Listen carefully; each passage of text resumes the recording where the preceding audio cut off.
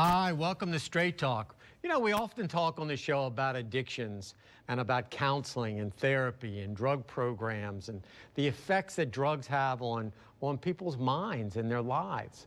Well, one of the things we don't talk enough about is what drugs actually do to our bodies. You know, what damage is done.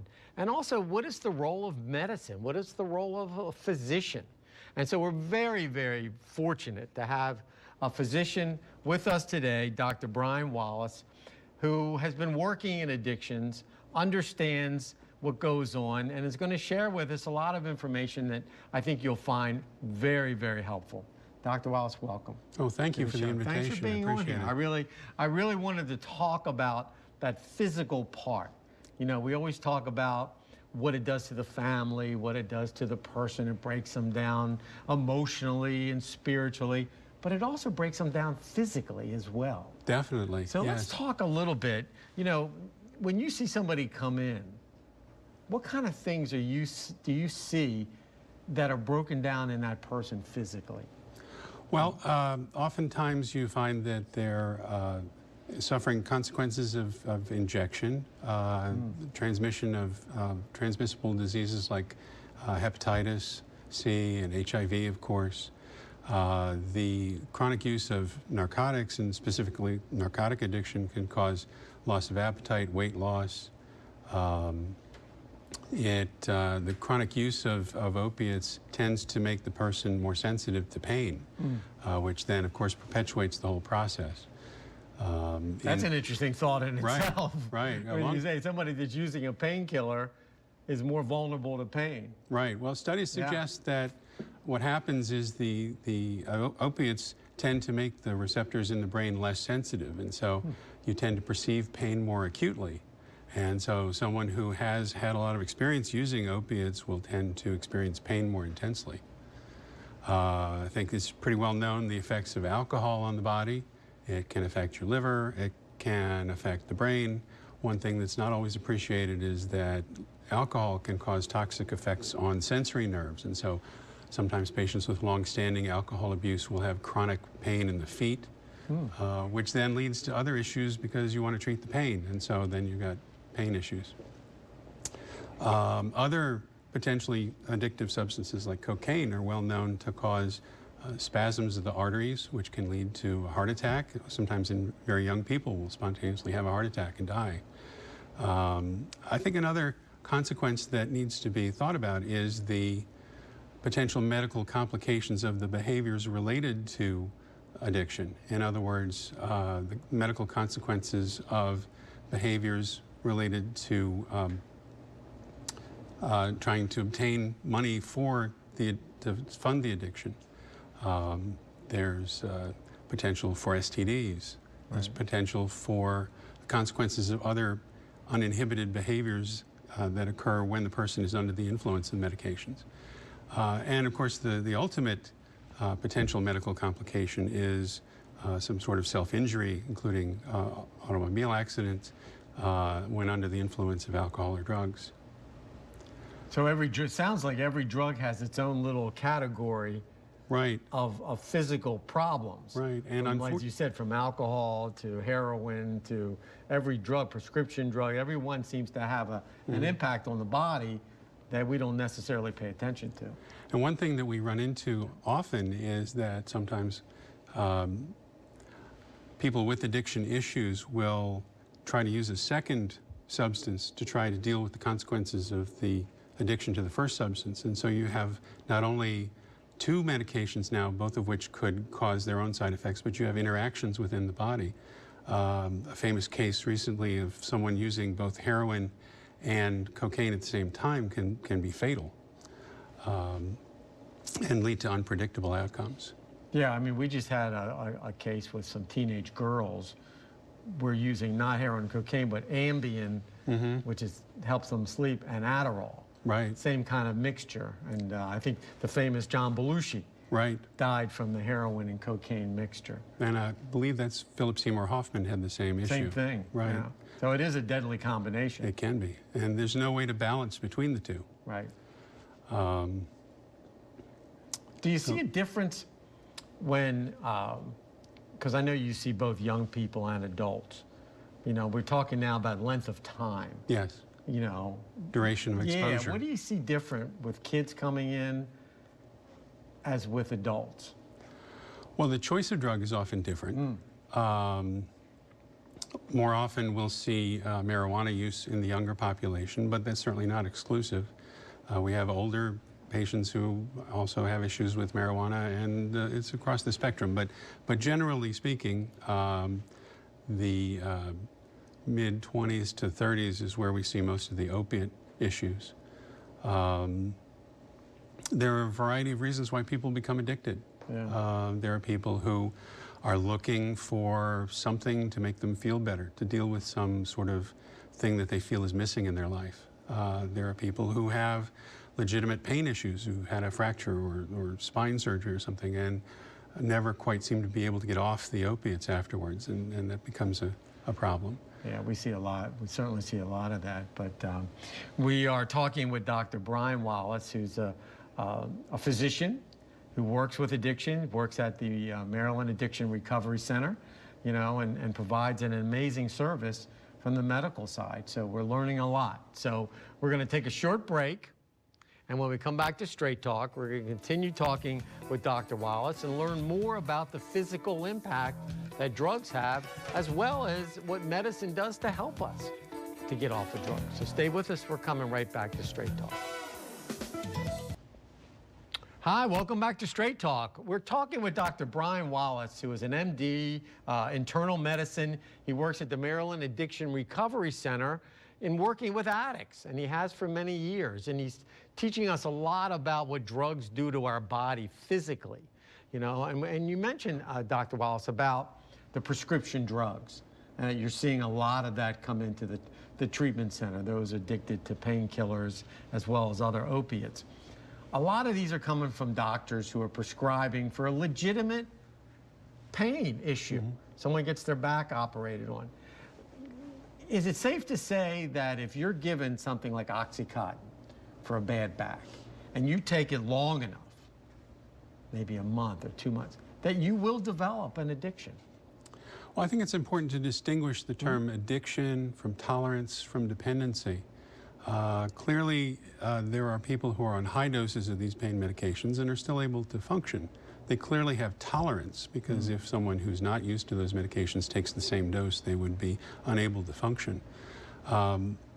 Addiction, on the other hand, is more of a behavioral definition, in that the person is so dependent on whatever it is that they're willing to do things outside the norm to be able to obtain the drug.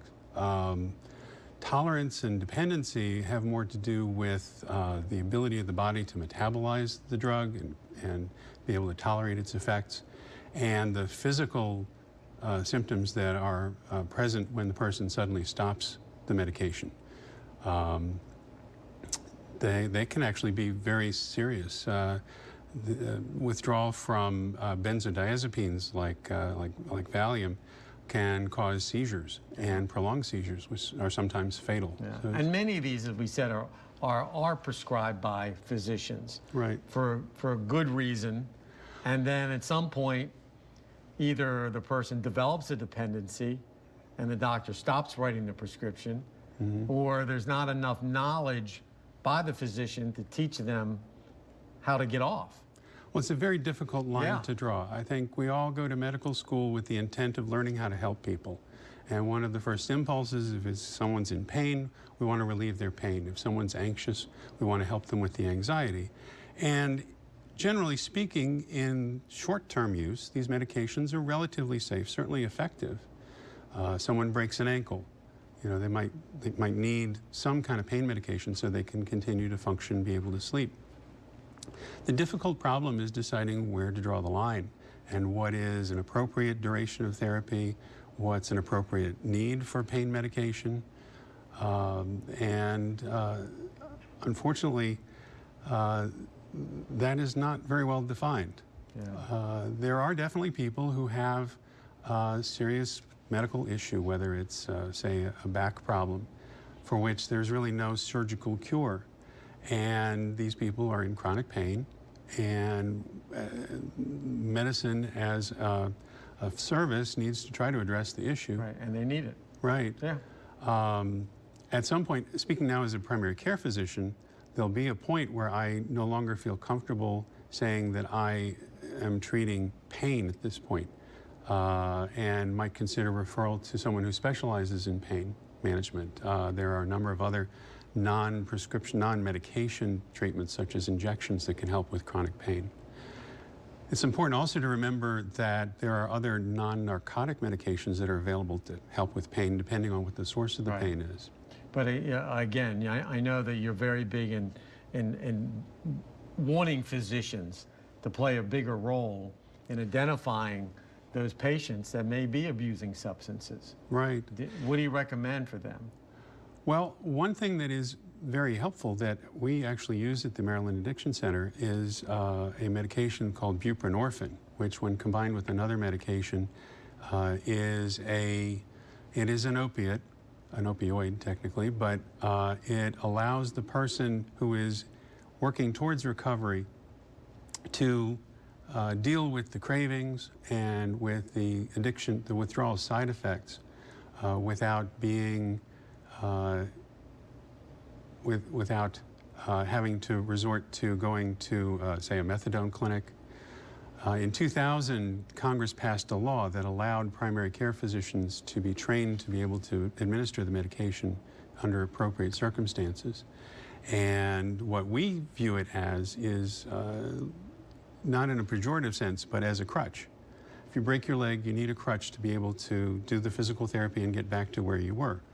We take patients who are dealing with addiction issues, maybe who've just recently stopped using, and we give them a method by which they can limit their cravings and try to avoid use, while we work with them to develop the tools that they need to try to figure out why they take what they take and how they can deal with the issues in a more constructive, better way. And not as compared to saying, here's an alternative medicine, you'll keep this forever, or you'll stay on this for years. You're using it, as you said, as a crutch until they can walk. That's our intent. Yeah. There definitely are programs that provide the medication indefinitely. Yes. Right, and speaking as a physician, I really can't make any judgments about that. There may well be people who have tried and tried and tried to maintain sobriety and just cannot seem to do that. And I suppose as a society, we're better off having those people at least in care. Part of the, it's called the Data Act of 2000, requires that those people have access to therapy. So even if you're on these medications indefinitely, you still need to participate with counseling, with group activities to try to help support your sobriety. I agree with you. Yeah, the buprenorphine you talked about, is that Suboxone? Is that what people know? That's one of the brand names. Because you hear that word a lot. Right. People always talk about Suboxone. Right. There's also another company makes it called Zubsolv. It's a combination. And it's an interesting combination from a pharmacology point of view, because the way the medication's administered, you put it under the tongue, and the narcotic component of it gets absorbed through the lining of the mouth. There is an anti-narcotic in there also, which does not get absorbed. And the reason it's in there is to prevent users from crushing it up and injecting it or snorting it and doing it. Exactly. And that'll stop that from happening. Right. And that's known as that's the Suboxone, buprenorphine kind of mixture that we hear a lot about and use that a lot. And it seems like it's being very, very effective. So, okay, we're talking with Dr. Brian Wallace. We're learning a lot about the physical side, the medical side of addiction. Something I don't think we spend enough time. And we're going to continue talking with Dr. Wallace, and we're going to find out about the role of doctors in dealing with addiction. So when we come back to Straight Talk, we're going to keep talking to Dr. Wallace and give you information about the physical, medical side of addiction. So stay with us. We're coming right back. Hi, welcome back to Straight Talk. We're talking with Dr. Brian Wallace, who's an MD in internal medicine, works at the Maryland Addiction Recovery Center, working with addicts, and is teaching us a lot about the physical the medical side of addiction, both what it does to our bodies and how medicine plays a role in recovery. And I think that's really exciting. I know you also are interested in physicians out there, pediatricians, doctors that see patients, as being kind of the frontline people to be able to spot addiction. So if you were to give advice to a doctor of what to look for if a patient came in, to know, because they are the ones that, especially with kids and pediatricians, what would you want them to look for? Well, I would first ask them to, obviously you can look for track marks, signs of depression, altered behavior, sleep disturbances, change in weight, and those might lead to further investigation. I've seen a number of people who are now clearly identified as being someone with addiction issues, who tell me that it started because they felt that something was just not quite right, or that they were feeling down or feeling anxious. And one way or another, they took medication like an opiate, and they felt different in a way that they perceived as being better, and that reinforces the addiction. So it's important for us to screen patients appropriately for mental health issues like depression, anxiety, to try to make sure that they're addressed in a more appropriate way. Now, also the issue of drug testing and tests that a doctor could give. I know parents are always asking, how do I drug test my child? And sometimes they go to their physician. Yes, well, those tests are always available. Yeah. And there are actually some available over the counter now. And they certainly are reliable. At Maryland Drug Addiction Center, what we do is we do a urine drug screen on everyone, and if there's anything positive, we send it out for confirmation. We use that not only to make sure that they're not using substances we don't want them to use, but also to make sure that they are using the ones that we do want them to use. Right. We found that to be very helpful. Yeah, I think that's a good sign. I know it tells you a little bit to help the parent and help them understand a little bit more about the addiction of what's actually going on. You know, you talked earlier about the opiate. I mean, we hear a lot about the heroin problem here in Maryland and the overdose that's going on. And you mentioned earlier about hepatitis and HIV and needles. And, you know, it just sounds like we're at that point with opiates and heroin where it's really becoming a serious problem. Are you seeing younger people coming in with opiate problems? Yes, definitely. Our average age is probably in the mid-20s. Wow.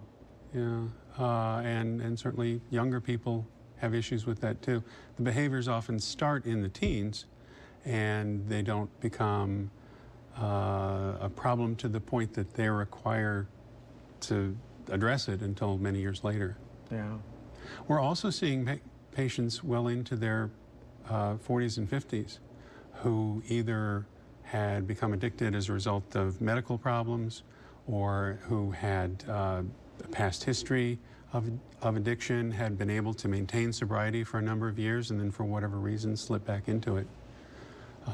And in the older population, you have more issues because they tend to also be on other somatic medications, and there's issues with drug interactions, and then there are other medications like blood pressure medications get metabolized differently in the presence of these addictive substances. Yeah, seniors, it's a big issue with seniors who are mixing, misusing their medications, you know, or taking it with a glass of wine, or the wrong liquid, you know. So again, is that a role for physicians to help educate their patients? Definitely. It's always important for any physician, whether you're talking about opiates or just medication in general, to be cognizant of the potential for interaction between different medications. Most of my patients outside the Maryland Addiction Recovery Center are geriatric, and so we have special lists of medications that we have to be particularly careful about because they act on those patients in ways that are different from the way they would act on a 40-year-old. Right. So you see that firsthand. Yes. That misuse of medications because they take so many prescriptions, seniors. I mean, they probably, you know, average, you know, 6, 7, or 8 prescriptions, and sometimes they forget to take them, take too many. I'm sure you see that all the time. Yes, well, we do try to minimize the number of medications, both to keep things simple, so to speak. But another issue with the geriatric population is that they clearly do have physical reasons to have pain. Many of them have arthritis, or they have diabetes with long-standing nerve pain, and it's even more difficult to pinpoint addiction in that population. Yeah, because for them it's a lot. It's kind of a misuse. They're not setting out to become dependent. They're setting out to take care of their medical problems, but because they're older, they're, as you said earlier, forgetting to take it, or doubling up, or taking it the wrong time. So that's a big issue in itself. So you know, as we talk about addiction. We have babies who are born addicted. You're talking about seniors. Mm-hmm. This is a national issue. It covers all economic groups, age groups. It is a pervasive problem. Yeah, I mean, it really does seem. I mean, we're so dependent on medicine. Well, and the relief of our pain. I think it's important for everyone to understand that what we consider to be pain medications are only one aspect of pain control. There's, as I said earlier, about addressing depression if it's not adequately treated. It's important to have good nutrition and an exercise program, and to have social interaction. All of those things tend to minimize the perception of pain, and when it comes down to it, pain is really what you perceive it to be. I have patients with horrendous arthritis who really don't seem to be having much pain because they keep their mind busy doing other things. Keep going, you know. But you've given us good advice, and I really appreciate it. And we could talk for hours about this. It's that big of an issue. It really is. But it's good to know that you're there. Maryland Addiction Recovery Center is there. You're helping as many people as we can, you know, to have them deal with their addictions, and hopefully we're able to get a little bit of information. So thank you so much. Oh, thank you for being Dr. Brian Wallace, a physician with Maryland Addiction Recovery Center. If you need help, you know anybody that has a problem, you need help yourself, call, get help. That's the bottom line. So I want to thank Dr. Wallace, and I want to thank you for watching Straight Talk, and we will see you next time.